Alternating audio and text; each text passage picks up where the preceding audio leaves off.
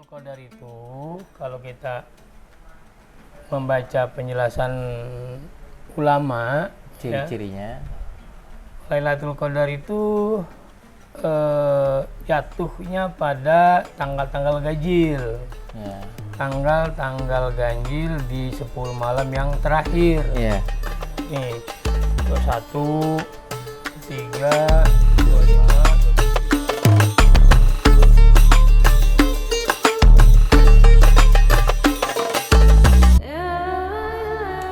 Assalamualaikum warahmatullahi wabarakatuh. Kembali lagi di channel The Guru Sejarah.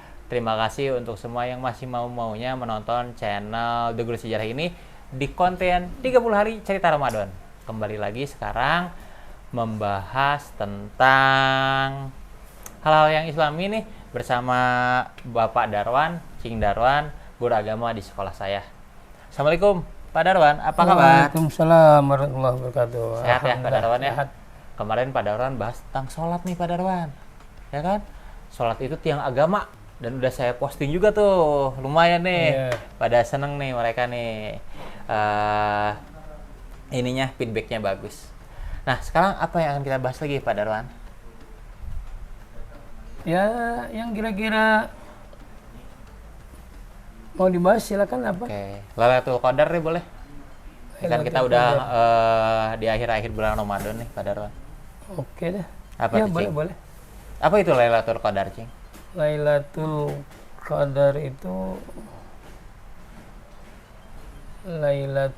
Qadar itu malam 1000 bulan. Iya. Ya. Di bulan Ramadan memang itu ada satu malam istimewa yang namanya Lailatul Qadar. Di malam Sya'ban ada satu malam, Iya. Nisfu Sya'ban. Ada beberapa waktu, ada beberapa tempat yang memang Allah memberikan keutamaan. Misalnya malam Jumat dan hari Jumat itu adalah hari utama. Rajanya hari. Sayyidul Ayyam. Kemudian bulan Ramadan itu Sayyidus Syuhur. Rajanya bulan ya. Raja penghulu bulan. Ya, penghulu bulan. Di malam Ramadan Ya. itu ada satu malam yang namanya Lailatul Qadar. Lailatul Qadar itu kalau orang menemukan Lailatul Qadar dan dia berada di malam itu sedang beribadah, sedang beribadah, maka ibadahnya itu mencapai atau mendapatkan pahala atau sama dengan dia beribadah selama 83 tahun. Ya, berarti dari Lailatul Qadar itu adalah menghapuskan dosa 1 tahun. Dari Lailatul Qadar sekarang ke Lailatul Qadar berikutnya, dia menghapuskan dosa setahun. Bahkan saya pernah juga itu membaca penjelasan, sebetulnya dia itu adalah menghapuskan dosa seumur hidup. Lailatul Qadar itu? Kenapa? Karena orang itu kan hidup cuma 65 tahun ya. 60 tahun. Nah, sementara dia beribadah mencapai 83 tahun. Itu tentang Lailatul Qadar. Iya. Balik lagi tadi, Cing. Malam Lailatul Qadar, malam 1000 bulan. Berarti satu malam itu sebanding dengan 1000 bulan. Ya. 1000 bulan itu 83 tahun. Iya. Itu berarti hitungannya. Iya. Nah, kirain aku tuh malam 1000 bulan tuh di malam yang muncul ada bulan 1000 gitu, bukan ya? Tapi bulan hari bulan gitu. Bukan di bulan. Bulan yang banyak ada 1000 bukan? Bukan Ya, tapi si 1000 bulan. Jadi nilai ibadah kita tuh nilai ibadah yang satu malam iya, diibaratkan Iya. sama dengan ibadah kita selama 1000 bulan. 1000 bulan. Itu namanya malam 1000 bulan. 1000 bulan dibagi berapa itu? 12 sama dengan 83 tahun. Oh, itu. Kapan tuh Lailatul Qadar? Kapan benar? Nah, kapan Lailatul Qadar itu kalau kita membaca penjelasan ulama, ciri-cirinya. Lailatul Qadar itu jatuhnya pada tanggal-tanggal ganjil. Ya. Tanggal-tanggal ganjil di 10 malam yang terakhir. Iya. Nih, 21, 23, 25, 27, 29. Tapi untuk menemukan Lailatul Qadar itu nggak boleh orang nanti aja saya mau ibadahnya pada saat malam 21, nggak boleh. 23 nggak boleh. Dari awal puasa dia udah betul-betul menjaga ibadah Ramadan, ya. Nah, nanti kalau dia sudah sempurna ibadahnya itu, dia puasanya, dia tarawehnya, dia sholatnya di malam Lailatul Qadar, apakah jatuhnya 21, 23, 25, 27, 29, insya Allah dia akan bisa menemukannya, gitu, bisa menemukan. Kan masanya kan memang nggak panjang ya, dia cuma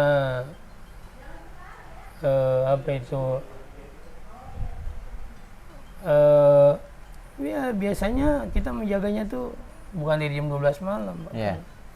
Ya memang mulai itikaf itu mungkin jam 12 malam, tapi biasanya orang itu menemukannya itu biasanya di malam-malam yang sudah sangat sunyi itu. Ya. Tanda-tandanya tuh gimana? Tanda-tandanya salah satu tandanya sunyi. Ya, ada rasa hening. Ya, rasa hening. Dan tandanya itu seperti apa itu? Udaranya tapi tidak panas, tidak dingin, ya. Tapi kita tidak, ini ya yang pernah saya tahu itu dari berbagai yang pernah saya dengar dan saya baca, itu nggak ada pergerakan dahan-dahan tuh, nggak bergerak tuh, ya, nggak bergerak kayak seperti kena angin tuh, enggak dia. Seperti itu tanda-tanda. Oke, tanda-tanda dari Lailatul Qadar. Nah, untuk Lailatul Qadar sendiri, Cing, ketika misalnya nih itu tanggalnya 21 itu buat semua orang atau beda? Misalnya ketika Cing Darwan dapatnya di tanggal 21, aku tanggal 23, bisa begitu atau bagaimana tuh Lailatul Qadar itu?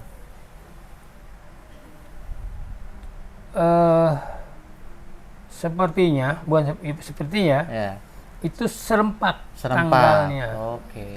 Tanggalnya 23, ya 23 semua. Ya nggak mungkin si A menemukan Lailatul Qadar tanggal 21. Ya, kira itu gitu, bukan ya? Nanti si B menemukan 23, ya.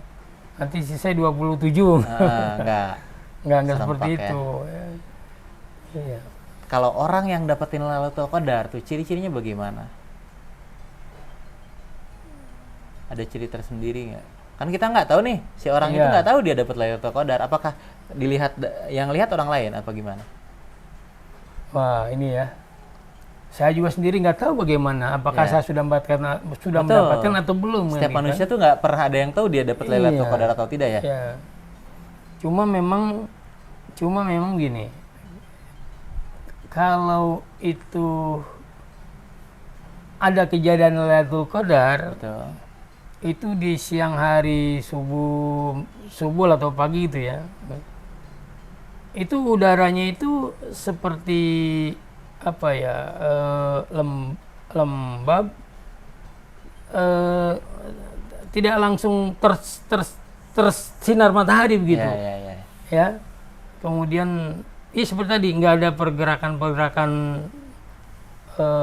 dahan dari angin-angin yang kencang gitu. Itu yang bisa, ini tandanya nih, seperti tadi malam Lailatul Qadar nih, gitu. Tapi Allah alam ya, itu berdasarkan berdasarkan apa yang pernah saya baca atau saya ngobrol dengan ulama-ulama gitu, seperti itu. Ya. Jadi tetap ya tidak bisa kita tahu ya. Pribadi kita pun sendiri pun nggak tahu kita dapat Lailatul Qadar atau tidak. Ya, selama ini begitu. Tapi yang penting ya kita tetap mengejar aja.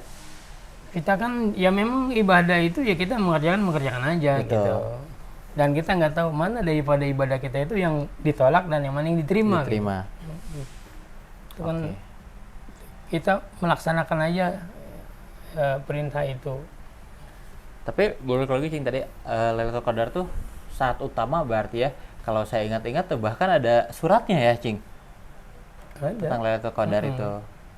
Bahkan surat itu yang sekarang nih 15 malam terakhir nih dari 16 sampai terakhir puasa selalu dibaca. Yang biasanya kulhu, yang biasanya Al-Ikhlas. Iya, Al-Ikhlas diganti. Itu namanya ganti surat. Ganti surat. Di dalam tradisi orang Betawi itu ada ganti surat. Dan itu biasanya di masjid-masjid lama itu. Ya termasuk salah satunya di masjid saya itu. Di rumah ya. Itu biasanya ada orang habis sholat tuh kumpul-kumpul makan apa tuh makan ketupat gitu ya, makan ketupat tuh. Masih puasa pun tradisi Betawi udah makan ketupat Cing.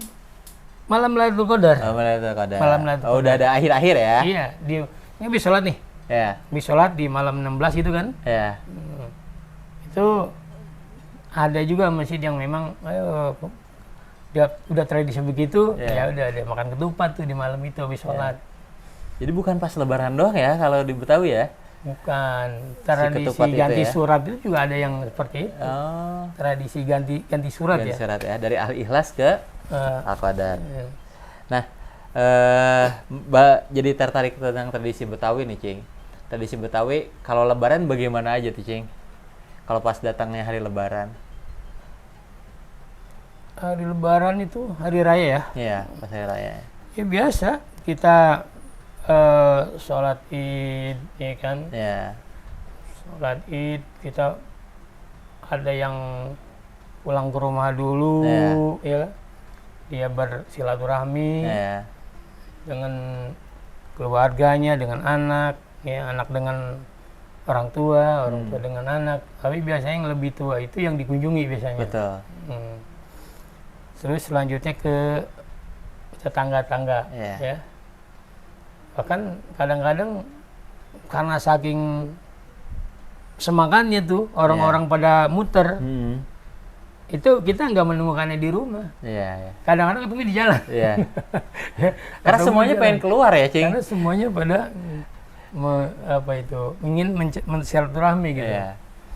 Ada dong gini, Cing Darwan pengen ke rumah saudara, saudara malah pengen ke rumah Cing Darwan, ketemunya di tengah gitu.